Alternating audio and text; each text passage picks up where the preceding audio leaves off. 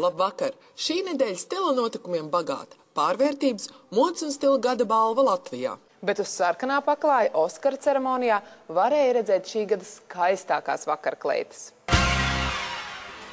Kamēr Oskaru ceremonijas gaidās, Rīgas lielākajā kinoteātrī skatītāji pa sarkano paklāju soļoja tērpušies siltās un pārsvarā tumšās drēbēs, viņu elki Holivudā baudīja siltu laiciņu, un uz gandrīz 200 metru garās sarkanā paklāja gozējās šikos smokingos un greznās kleitās. Holivudas tērpu parādei sekoja daudzi. Tur viņi ir bez savām lomām, viņi ir tādi tuvāk ikdienai. Viņi ir mazliet nobijušies, jo viņi ir kopā ar visiem pārējiem, viņi nav vieni. Tas ir kaut kas līdzīgs tādai kā, mītiskai pasaulē, kurai katram gribas pietuvoties. Es nezinu, visas Holivudas filmas ir stāsti par pelnrašķītēm, par supermeniem. Vairākas kleitas uz sarkanā paklāja Holivudā tiešām bija pelnrašķītas balvas cienīgas, citas savukārt izcēlās ar brīvu kritumu vai drosmīgām krāsām, piemēram, sarkano vai aviņu sārto. Par slavenību tērpu izvēli skatītāji domas dalījās. Kā nekā visi pasaules viņām skatās un kaut kādā veidā jau ir jāizrāda. Man tā liekas, ka viņas vairāk domā par to, kāda viņiem ir tā, kāds ir tas brands, nevis to, cik viņas smēkli izskatīsies. Viens no skatītāju atzītākiem tērpiem bija Penelopes Krusts izvēlētā oriģinālā 50. gada Pierre Balmaina kolekcijas kleita, bet Angelina Jolie skatītāja acis saistīja ar 65 karātu smaragdu zaļajiem auskariem. Oskara ceremonija ir vienlaicīgi arī pasaules lielākā tērpu parāda, un šikuma ziņā tās šogad noteikti izpildīja savu plānu. Savukārt Latvijā vakarā pa sarkano paklāju defilēja tās saucamais sabiedrības krējums, jeb šovbiznesa pārstāvji. Tika pasniegtas balvas modīgākiem un stilīgākiem ļautiņiem. Vakarā daudzie šovbiznesa pārstāvi pagozējušies zipspūdžu gaismās, izklāstīdami savus garderobas noslēpumus, devās saņemt stila balvas. Kamēr pasākums kavējās, daži garlaikojās, citi visiem klātesot pat sapucējās. Šīs nureiz bija pasākums, kur sveci zem pūra netur. Apavi ir Jimmy Choo. Zīmoli darināti.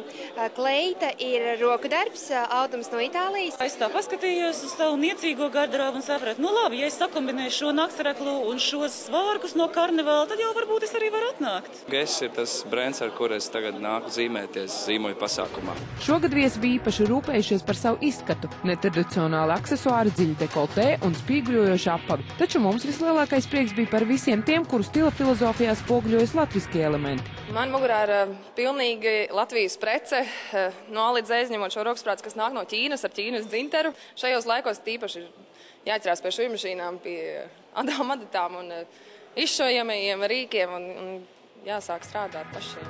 Gada stilīgākais aktieris Inters Rešetins atzinās. Joprojām esmu zēns no laukiem, no Rujienas, sveiciens Rujienai. Tam pievienojās arī stilīgākais TV vadītājs Māris Olta. Arī par laukiem.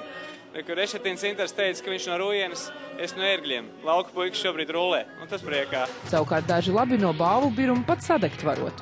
Šogad izskatās, ka gada beigās es tomēr sadegšu ar savām pirmajām vietām. Daži balvas uztver nopietni, citi nē, tomēr spāvas podrināšanai tās līdz. Pastāvēs, kas mainīsies. Varbūt tāpēc sievietes tik ļoti iecienījušas pārvērtības. Tagad katru mēnesi kāda dāma varēs piedalīties pārvērtību procesā. Šoreiz pārvērsties jaunā tēlā tirdzniecības centrā Domina uzdrošinājusies 26-gadīgā jelgavniece Inese, funkcionāla stila piekritēja. Es strādāju bankā, apkalpoju klientus, un tad man lietišķis ikdienā, bet no ārpus bankas vairāk sportisks un tāds brīvs stils. Tomēr Inese sapņo par radošāku stilu. Kaut ko tādu brīvā stilā, kaut ko tādu māksliniecisku, man liekas, man gribētos šodien. Tikt pie jauna amploā Inesei palīdzēs stiliste Līga Banga, kura ir sava vīzija par jaunās dāmas pārvērtību tēlu.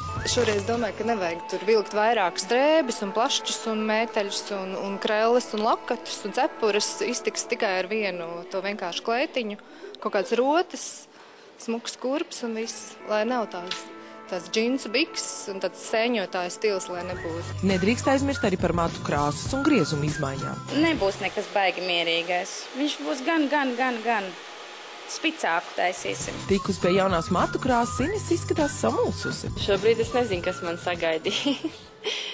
Es pieradusi būt tik gaiša. Turklāt mati tiek arī krietni izroboti. Schēmas te nav vispār. Tā kā es viņu jūtu, tā es viņu arī griezīšu. Lai nav tā, ka mēs uztaisam baigo frizūru, kuru pēc tam nav iespējams savākt. Arī grims tiek veidots dabisks un ikdienišķs. Par cik viņai ļoti skaistas brūnas acis, tādas diezgan tumšas, ja, tad mēs tādas ļoti tumšas acis netaisīsim. Tad mēs viņas izcelsim tieši otrādāk ar nedaudz tādu rozīgu, pelēcīgu toni. Lūpas, es domāju, mēs liksim diezgan tādas, košas. Safrizēta un sagrimēta Ines tiek arī pie jaunas drēbju kārtas. Košā kleitiņa, masīvās augstpapēžu kurps un košais rota ansamblis pārvērš Ines romantiski ekstravagantā būtnē. Turklāt kleitiņu var droši kombinēt arī ar spilgtu pavasara mēteli, bet Ines ikdienas gaitām piemērots ir sportiski ekscentriskais stils ar ērtiem zābaciņiem, vieglu jaciņu un svārkiem. Ļoti labi izskatās uz jebkuras figūras, tādi šauri, zīmuļu formas svārki. Tagad jūtos tā sportista, kā varētu skriet. Jaunais stils ir pilnīgi atbilstošs Ineses būtībai, kura skaidrāk samanāma. Es sapratu, ka jākļūt sievišķīgākai.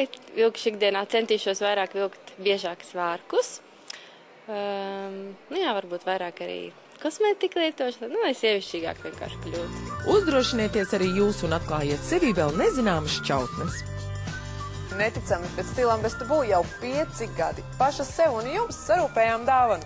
Turpmāk vēl vairāk par rubrikā redzēto meklējiet mājaslapā www.stilsbeztabu.lv. Gaidīsim apsveikumus. Atā!